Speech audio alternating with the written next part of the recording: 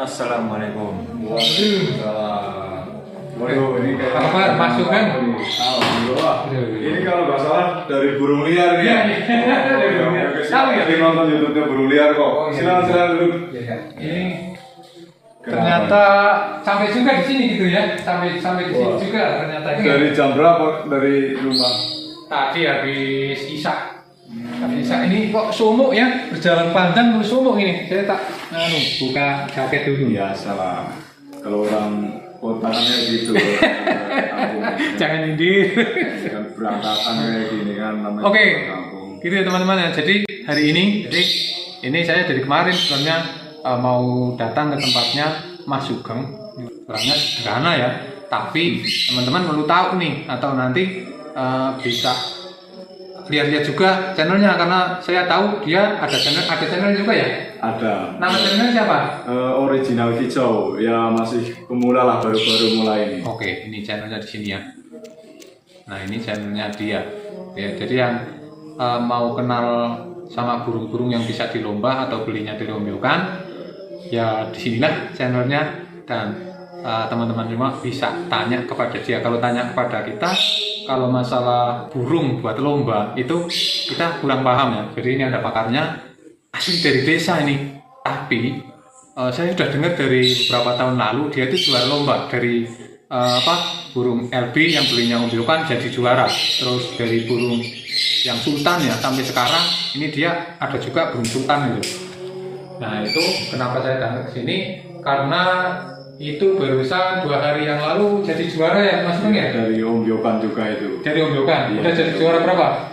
Itu pertama gantang masuk nomor 5. Masuk nomor 5. Ya, Jadi pertama gantang. belinya berarti baru berapa hari nih? Iya, belinya baru sekitar 5 hari sekarang. 5 harian teman-teman dari burung Rombyokan sampai jadi juara walaupun bukan juara 1 ya. Tapi saya sangat salut sekali, mungkin dia sangat hafal dengan karakter-karakter burungnya. Jadi nanti kita akan bahas untuk dari burung yang kecil-kecil sampai burung-burung yang besar ya, itu yang dilombakan gitu, maksudnya seperti itu. Ngomong-ngomong ini baru datang langsung berdiri ya. Maaf ya Mas Bang ya. Kita duduk saja dulu ya. Oke. Oke ya, jadi saya kesini itu mungkin perjalanan hampir 2 jam di malam hari dan saya juga membawa teman atau pengepul burung ini. Walaupun saya nggak pernah jual burung, tapi saya sering sharing sama dia nih, tanya-tanya harga burung menurut komentar-komentar di kolom komentar video saya ya. Jadi saya juga menjawab pertanyaan teman-teman juga nggak boleh palsu. Jadi saya harus menanyakan dulu. Ya ini pengepul burungnya, jadi saya harus update harga burungnya setiap hari. Walaupun untuk burungnya itu burung Rombyokan atau yang biasa seperti yang kita pelihara teman-teman.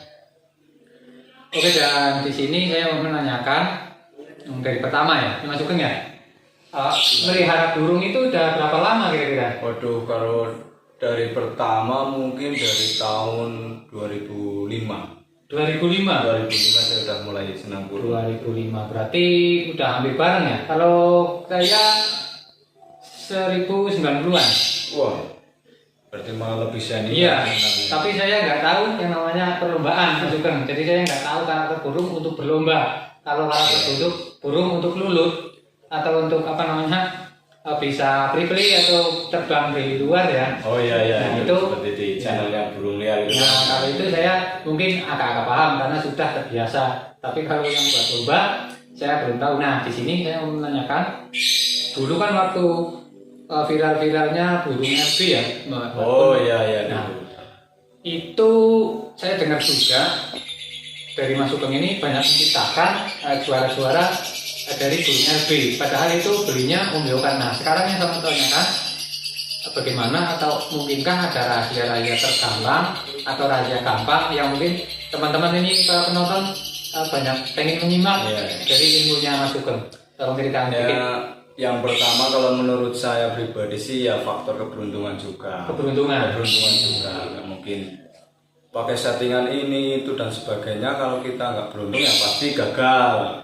Terus dari yang pertama dari kursi dari suara apa nggak menarik itu nggak ada. Nah kalau menurut saya pribadi, kalau misalnya kita pengen misalnya memilih lovebird, ya. misalnya lovebird mau jantan mau betina, khususnya yang buat gantangan ini. Iya, buat gantangan. Kan? Jangan sampai pertama kali kita salah memilih. Itu yang paling penting. Salah milih. Iya. Salahnya kayak apa, terus yang Nah, benernya kayak apa ini. itu? Kalau kita misalnya pandai bermain lobet, kalau kita udah salah memilih, mungkin akan kesusahan. Untuk kedepannya akan kesusahan. Nggak bakalan bisa kita cetak, apalagi cetak konslet misalnya kan. Kalau kita mau cetak vektor di kanan juga susah. Cetak konslet ya? Ya. Konslet ya, saya sering dengar itu konslet. Itu emang ada ramuannya atau ada jamunya atau gimana itu? Sebenarnya kalau masalah jamu, extra fooding itu kan hanya pendorong sebenarnya. Sebenarnya udah terbawa dari karakter burung tersebut ya? Nah, begitu. Kalau kita pertama milihnya udah benar, nah tinggal kita ngelatih mentalnya gimana sih supaya mentalnya bagus gitu. Kita harus tahu. Susah juga ya, Iya, saya dengarnya. Emang kalau mau jelasin ya ini sebelumnya kan banyak juga pakar-pakar LB yang kayak teman-teman saya kan banyak juga. Iya, tapi itu kan maksudnya ya wajar karena mereka itu belinya kadang ya sudah terlihat atau mereka belinya juga sudah terah gitu, terah apa gitu. Ya, kayak gitu. Nah, yang saya salurkan dari Mas Sugeng ini kan belinya Om Bioan. Ya, Bahkan dari teman tua saya yang pernah jual murah banget kan, tapi ternyata di tangan Mas Sugeng laku mahal dan jadi juara gitu. Nah, gini ya Mas, kayak saya kan nggak seperti mereka orang-orang kaya gitu. Jadi sekali dia belikan yang sudah setengah tinggal moles. Kalau saya kan lah orang kampung kayak gini ya belinya Om Bio kan di pasar. Kita pilih-pilih mana yang pilih kita ambil. Oke ya. Kita lawan. Itu untuk burung LP ya. Mungkin ini kan para penonton semua mungkin ya udah sudah nggak zaman lagi ya kalau burung LP dibahas gitu ya, tapi ini emang pengalaman Mas Sugeng dari dia nol ya, dari itu mainnya itu LP karena mungkin dia yang sering dibeli atau sering dilihat itu burung LP teman-teman, mungkin kan seperti itu ya. Nah seperti itu. Jadi untuk sekarang nih kita juga membahas dulu burung apa aja ya dulu ya. Kalau burung pertama LB, kedua saya main pleci sempat, pleci. Terus saya lari ke cucak hijau. Nah, cucak hijau nih, Mas Sugeng nih, cucak hijau. Kita mau menanyakan karakter sedikit aja dari Om Biokan, terus dari mungkin Mas Sugeng bisa tahu ya, bisa tahu si karakter atau mungkin bisa terlihat dari ciri-ciri burung cucak hijau ya. Itu yang maksudnya yang calon juara atau ada harapan besar jadi juara Mas Sugeng. Gini, ya namanya orang kan juga masing-masing ilmunya ya. Ini kan menurut ilmu saya pribadi. Iya. Kalau cucak hijau kita milih bahan sebenarnya, kalau saya pribadi loh, kalau selera masing-masing ya. Itu jangan terlalu berobsesi sama postur besar, nggak usah. Kalau cucak hijau nggak usah. Terus kita pilih aja yang postur sedang, tapi kita lihat yang namanya cucak hijau itu di sini pasti ada sternya. apa? Ster kayak warna biru berkilau. Seter ya? Ster namanya kalau Nah, namanya ini kan ster jadi itu. cucak hijau kan datangnya bukan dari satu daerah Mas Sugeng ya? Bukan, banyak. Apa itu semua dari daerah-daerah? Semua ada sternya, cuman ada lebar, ada kecil, bahkan ada yang cuman samar. Oh, tapi tetap ada gitu. Tetap ada, tapi nggak bisa kita lihat waktu diombiokan kalau nggak kita pegang. Jadi sebelum beli harus dipegang Ya, gitu? harus dipegang dulu. Nah, kita buka itunya, sayapnya. Pasti di sini ada ster. Nah, di mana seternya itu yang paling panjang, dia sebenarnya burung vektor, cuman belum terlatih. Nah, ini pertanyaan juga ini untuk Pak Adul nih. Hati-hati ya kalau jual burung harus dilihat dulu nih. Wah, tukang pengepul nih nggak tahu kayaknya nih. Banyak akal aja nih. Penting nggak? Juga bisa dibilang. Kalau teman-teman beli nih di tempatnya Pak Adul nih, pegang dulu. Dia nggak tahu nih. Oke, itu untuk Ya pengalaman pribadi saya juga belajar nggak dari siapa-siapa, saya belajar dari kegagalan. Iya. Karena gagal juga ya. Iya, pernah gagal juga. Terus itu untuk kalau bahasa Jawanya itu cekelan pertama berarti itu. Iya, patokan ya. Terus yang keduanya ada nggak? Yang kedua kita lihat dari paruhnya aja. Paruh Kan kalau kita milih cucak hijau bahan nggak mungkin lagi bunyi-bunyi kan, nggak mungkin namanya juga bahan kan. Iya Ya kan, dia biasanya cuma keplatok aja kan. Iya. kenapa kita harus lihat paruh? Kan dia bisa menyimpulkan dia punya volume keras atau enggak. Bisa dilihat. Iya, bisa dilihat dari paruh. Ciri-cirinya gimana itu? Kalau menurut saya pribadi, ya besar juga sangat pengaruh. Paruh besar jangan bengkok. Jadi besar terus Nah, lurus. besar lurus kan ada besar yang bengkok. Iya, gitu. ada itu. Nah, kayak elang. Kebanyakan kayak Nah, gitu, ya. Ada yang atasnya lebih gini kan? Iya. Kalau menurut saya pilih aja yang nggak usah bengkok, Ya. yang lurus. Lurus. Kalau lubang hidung, carilah yang agak dekat sama mata. Iya, iya. Itu- Berarti agak mundur gitu ya. Iya, agak dekat sama mata. Oke, oke. Mungkin dia biasanya kalau udah jadi nanti dia volumenya akan mumpuni di kanan. Itu pasti ya bisa buat anu ya. Karena patahan ya. karena saya pernah uji coba, saya pilih yang karakter yang saya ngomong tadi yang bagus, Ya. dan saya pilih karakter yang tidak bagus berlawanan, dan pas dia gagal semua memang terbukti Bukti. volume kalah, Ah. volume kalah, taruhnya juga kurang. Memang benar-benar yang terbaik itu yang masuk ke pilih tadi ya. Iya. Oke, itu untuk decak hijau ya. Kalau untuk, nih satu lagi, kalau untuk pembuktian masalah seter, Ya. kalau misalnya pembuktian saya ngomong, nonton aja kegantangan, misalnya kan kegantangan suka hijau. Nah, di mana yang juara 1, 2, 3, pas dia taruh pasti seternya kelihatan banyak. Stem itu warnanya kayak apa ya maksudnya? Warnanya kalau itu kayak semu hijau tapi berkilau. Gelap gitu ya? Berkilau gitu, warna berkilau. Jadi itu teman-teman ya. Ya mungkin lebih banyak lagi mungkin nanti kita apa namanya minta agar masukan bisa membagikan sesuatu yang bermanfaat ini di channelnya Mas Sugeng ya. Ya. Nanti teman-teman yang apa namanya mengikuti channelnya Mas Sugeng.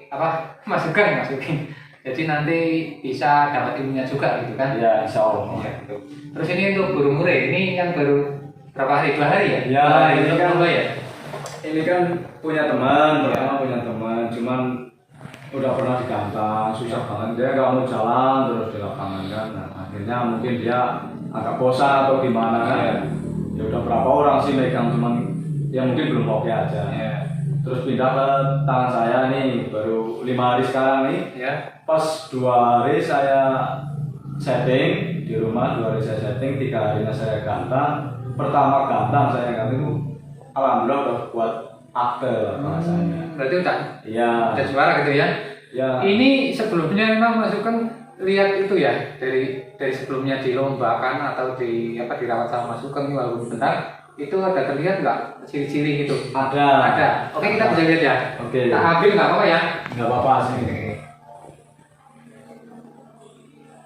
Oke teman-teman, jadi kita langsung saja ya, walaupun di tempatnya orang ya nggak apa, kita semperakat ya, Oke, basah. semperakat saja kita ini. Ya bagi teman-teman yang mau mau tahu aja ya. Kalau yang nggak tahu ya nggak apa-apa, tapi intinya sudah banyak tahu. Coba kameranya agak mendekat sedikit biar jelas. Kita mau menanyakan karakter yang bisa dilihat dari mananya gitu. Oke, Mas Sugeng silakan dijelaskan. Ini untuk saya pribadi ya. Ya. Kalau misalnya kita mau milih burung murai, Ya, ini khususnya murai batu lah. ya.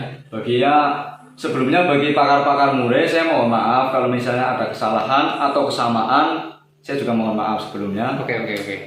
Menurut saya kalau mau milih bahan yang dari ombyokan dulu lah ya. Iya. Nah, dari ombyokan kita lihat ekor. Ekor. Nah, kenapa kita lihat ekor? Kan ada 2 jenis. Kalau masalah jenis ekor sih sebenarnya banyak. Banyak, ya. Yang saya ngomong 2 jenis antara lebar, ekor lebar dan ekor tipis, nggak lebar. Tipis Daunnya. kecil gitu ya. Kecil, ya. Oke. Runcing lah ya. Ya runcing. Kalau yang punya saya ini kan ekornya lebar. Iya. Nah ini memang saya pilih ini ekor lebar. Kenapa? Dia menunjukkan kevektorannya. Faktor itu bisa dilihat dari Iya, apa juga ya? dari ekor. Kalau menurut saya pribadi dari ekor dulu. Iya ya, ekor. Dari Terus, ekor. dari postur kecil besarnya Kalau- ngaruh nggak itu? Postur masalah murai nggak begitu ngaruh kecil besar. Karena apa? Mungkin cuman kalau besar ya mungkin agak volumenya agak kebas-basan. Tapi kalau kecil mungkin kan menjerit. Iya. Kalau saran saya pribadi malah milih yang sedang aja. Oh, Sedang cenderung kecil. Iya. Terus untuk paruhnya gimana? Nah. Atau warna gitu?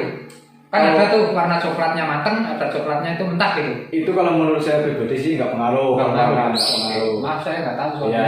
kalau masalah paruh ya, kalau bisa ya yang lurus lah, yang lurus, lubang hijau agak dekat sama mata. Sama aja kayak Ya, kayak cucak hijau hampir mirip. Oke, langsung kita centerkan lagi. Ini udah sedikit penjelasan. Nanti kita akan menanyakan soal makanan ini Mas Sugeng. Waduh, ini Soal makanannya ini. Kita centerin dulu nih. Kandangnya juga keras. Oke, kita mau menanyakan soal makanan. Barangkali makanan juga apa namanya berpengaruh sama burung gitu. ini untuk burung apa dulu ya? Burung cucak hijau. Tanyakan. Cucak hijau dulu. Oh, cucak hijau dulu. Iya. Kalau cucak hijau menurut saya ya paling pertama ya kudu harus tahu karakter si burung sendiri. Nah, mengapa? Kalau kita mau buat gantangan biasanya kalau cucak hijau itu sistemnya kenyang pas digantang. Oh, pas digantang pas kenyang. Pas kenyang, tapi ya jangan terlalu over kenyang. Oh, gitu ya. Itu kenapa? Kebanyakan cucak hijau kalau digantang kurang kenyang atau posisi lapar, dia akan turun nyari makan. Itu karakter burung cucak hijau seperti itu. Karena dia sering kelaparan ya. Ya itu. Ya. Itu untuk. Pokoknya kalau makanan mungkin teman-teman udah tahu lah makanan buat makanya dia masuk ke ini ngomong katanya menurut karakter burungnya mungkin ya karakternya itu sukanya apa gitu ya. Sukanya ulat atau jangkrik atau apa gitu sesukanya dia mungkin itu. Dan untuk burung murihnya gimana ini? Kalau murih sendiri, murih kan pemakan serangga dia. Nah, pemakan serangga dia kalau pas gantang diusahakan malah jangan kenyang. Malah jangan kenyang. Jangan kenyang kebalikannya. Tapi nggak turun. Karena apa? Dia kan burung vektor memakan serangga, nggak turun. Kalau murih turun karakter, dia karakter, ya. Iya. Karakter tinggal kita menanggulanginya gimana. Tapi kalau di perlombaan pas bunyi tiba-tiba turun itu gimana nanti?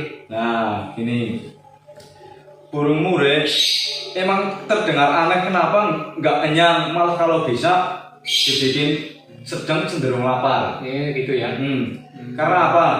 Dia kan terlalu vektor, burung murih kan terlalu vektor. Jadi kalau kondisi saat dia agak lapar, terus dia posisi digantang kan dia lihat musuh, dia akan semakin keras. Oh, Dia akan semakin keras. Paham.